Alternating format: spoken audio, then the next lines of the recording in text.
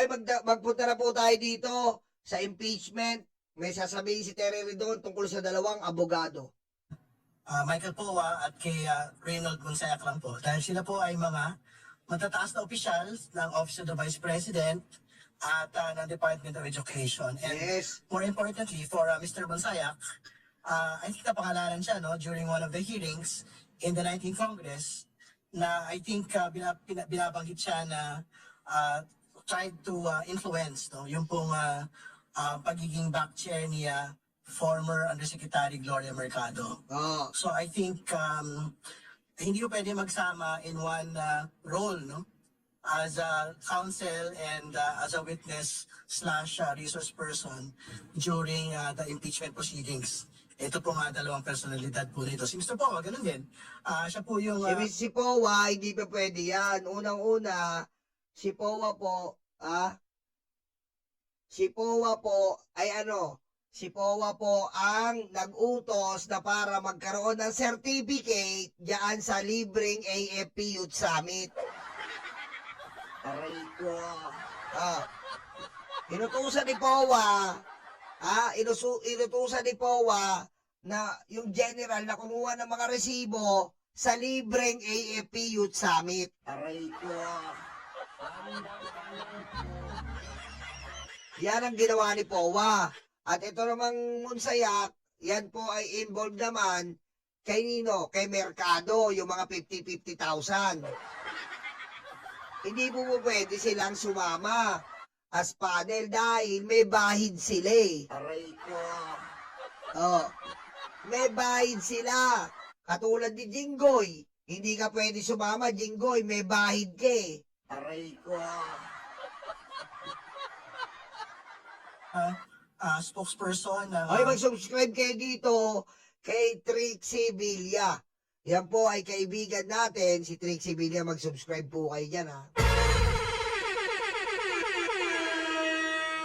Office of the Vice President in the past. At mataas din po yung naging katungkulan niya dyan. So, I think dapat hindi ho sila maging bahagi po ng defense panel ni Vice President Sara Duterte. Pero sir, in practical terms, how does that work? Kasi for example, of course we're not lawyers, pero for example, tinawag na sa witness itong isa, whether it's Poa or Monsayak, at to be a witness dun sa hearings. As their lawyer as well, can they say that I cannot speak about this issue because of lawyer-client privilege? Ganun ba? Is that how it works? I mean, in real terms, what does it mean? Pwede kasi yung invoke yun eh. That is our problem. Pagka pinayagan ho sila to be both counsel and both a witness / resource person. So, hindi ko dapat payagin. Pero ako, as far as I'm concerned, they cannot invoke client-lawyer privilege pagka ang pinag-usapan na specific to their work in the OVP and specific to their work in the Department of Education. Ibig sabihin, yung pong privilege will only exist pagka they are providing legal advice to the Vice President on what she would do in the course of the impeachment proceeding. So, I think the Justice Committee will have to make a decision on the entry of the appearance of the two lawyers po, Mr. Poa and Mr. Monsayak. It's the Congressman. It's the Justice Committee that has the last word on this. And how does it work? Do you have to vote on it, or it can be decided by the chair? We will have to deliberate on it. So I think it may be raised during the first hearing pag nagsimula. So maybe there might be a motion to reject their entry of appearance. Ito pong dalawang mga lawyers po na ito. Or they may be allowed to continue on as members of the defense panel. Pero pagka sinalang mo sila as witnesses and resource persons, kailangan po, hindi po pwedeng invoke yung pong lawyer-client privilege. Yan, yari. Hindi ka pwede. Twilight. Aray ko. Hoy, Poa. Hindi ka pwede, Twilight na hilaw. Aray ko. Diba? Aray ko. Diba? So, hindi po. Ayan po ang kinukontra ni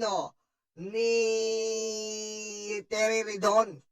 At ito nga po, ngayon po ang update natin, si Ramil Madriaga po. Ramil Madriaga. Aray ko. Ramil Madriaga. Aray ko. Si Shell Jokno po, si Atty. Shell Jokno, nginat nga. Aray ko. Mamagalit yung mga kamping. Hindi po nginat-ngat ha. Hindi. Si Shell Jokno po, si Congressman Jokno, ay nagkaroon po ng isang si Shell Jokno po ay nagsabi sa Justice Committee na kung pwede daw po i-custody na si Ramil Madriaga na nakadetain ngayon na kasi po para po ma-ensure po ang safety and availability to testify sa impeachment complaint ni Sara Duterte. Ayan po si Shell Jokno. Nire-request po at malalaman po natin yan sa Lunes na kasi wala pong Congress bukas. At sana nga po ay ma-aprobahan po ang request na yan na si Ramil Madriaga po ay mapunta dito po sa sa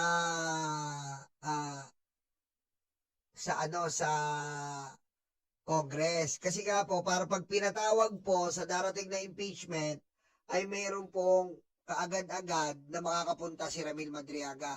At speaking of Ramil Madriaga, meron na naman po tayo mga larawan. Aray ko. Ha? May mga larawan po tayo. Ito po yung larawan. Hindi po tsaka na po yung video pag nasa impeachment na tayo, ha? Aray ko. AI po to. Gusto ko sabihin sa inyo, AI po to. AI. Aray ko. Makikita niyo po dito, ang isip. Ayan po, ang isip. At syempre, Sir Ram, happy birthday! Aray ko.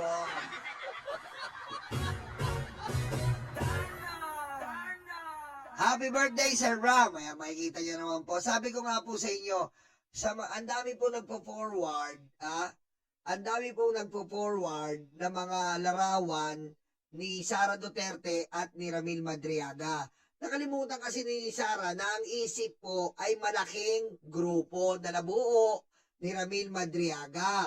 Kahapon po, pinakita ko sa inyo si Jinggoy, si Roque, si Sir Ram, at si Sara. Ngayon naman po, eto naman po ang picture. Sabi ko nga po sa inyo, sabi ko nga po sa inyo, may mga tao na Sara hindi tatahimik dahil sila ay kasama sa Isip Pilipinas. Aray ko. Ngayon po, ito po ang latest. May mga kumakalat po na balita na si Ramil Madriaga nga ay hindi po tinatanggap ang suhol. Ano po ginawa ni Sara? Yung mga kasamahan naman po ni Ramil Madriaga ang pinagsusuhulan ni Sara Duterte. Aray ko. Ganun po kadesperada. Yung mga kasamahan naman po ang pinagsusuhulan ni Sara Duterte. Kasi nga po, ang Isip Pilipinas, may kasamahan po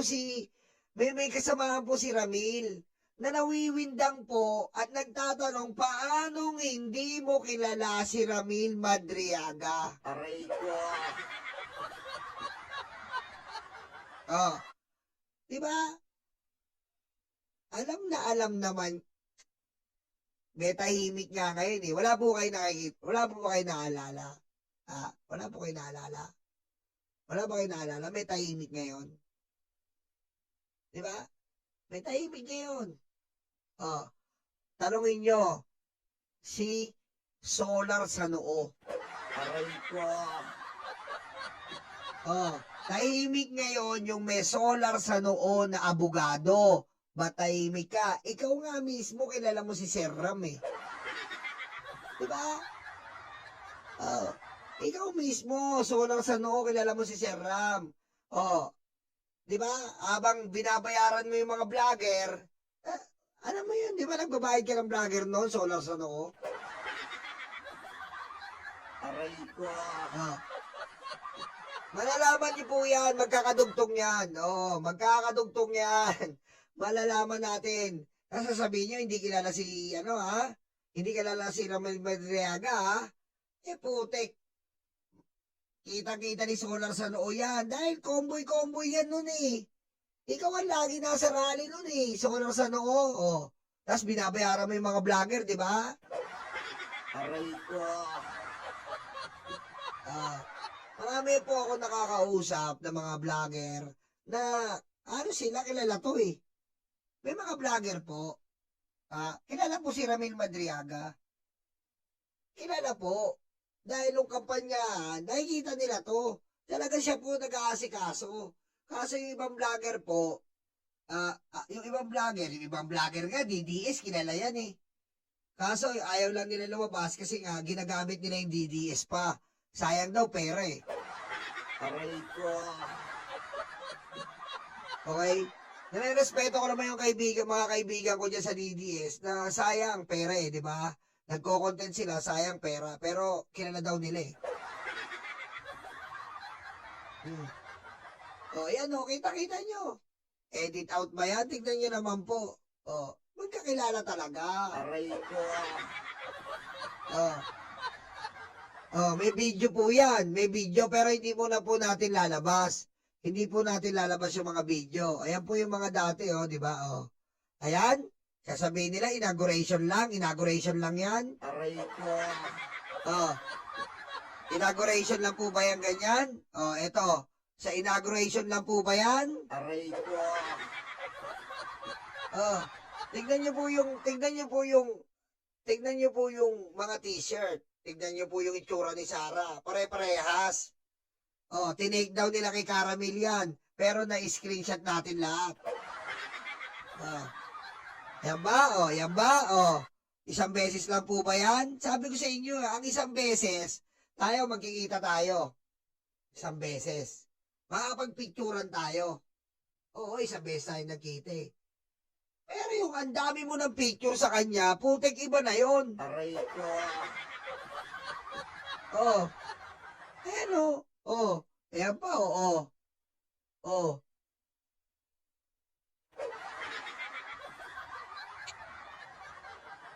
Yan ba?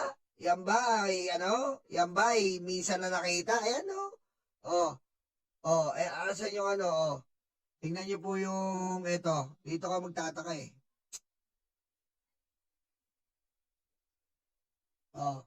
Ayan o. Ayan o. Putik naman o. Aray ko. Talaga pag binobobo ka talaga ng mga tao, bobo talaga eh, no? Bobo eh. Ito po kasi ang narrative nila eh. Isang beses lang daw po nagpe-picture. Ito po ang pinupunto nila. Isang beses lang daw po nagpa-picture si Ramil. Nung lang daw. Ito, nagpa-picture ka lang. Nung inauguration, kilala mo na. Aray ko. Bobo, di ba? Bobo po talaga eh. Ayan tignan nyo dito Ayan tignan nyo tignan nyo to, yung jacket. Ayan yung jacket na may mukha ni Sarah. Ayan yan Ayan Aray ko. Ayan Ayan Aray ko. Imagine mo, ayan Ayan. Hindi, wala pa rin yan. Aray ko. Diba? Yan po yung sinasabi natin eh. Halimbawa, yan, si Mami Irene, nagkita kami. May picture ako niya, isa lang. Kasi isang beses lang kami nagkita. Pero ito, tambakan picture. Hindi kayo magkakilala? Sure! Hindi kayo magkakilala? Sure! Aray ko. sinasabi natin sa inyo eh. Di ba? Yung sinasabi natin sa inyo eh. Hindi ka kilala eh. Pero, nako, Sara, yan ang pinakamalaking pagkakamali po talaga ni Sara. Pinakabobo po talaga, ulitin ko. Yan ang pinakabobong advice na ginawa ni Sara. Na itanggi mo si Ramil Madriaga, dapat hindi mo tinanggi. Sabi mo at kilala mo dati mong aid na bumaligtad, sinuhulan, at ganun eh. Pero yung sinabi mong hindi mo kilala, delikado ka dyan. One is enough, two is two times. Tama naman, Ping. Aray ko.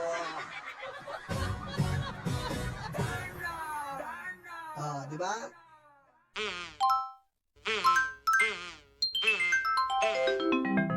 Kakulango.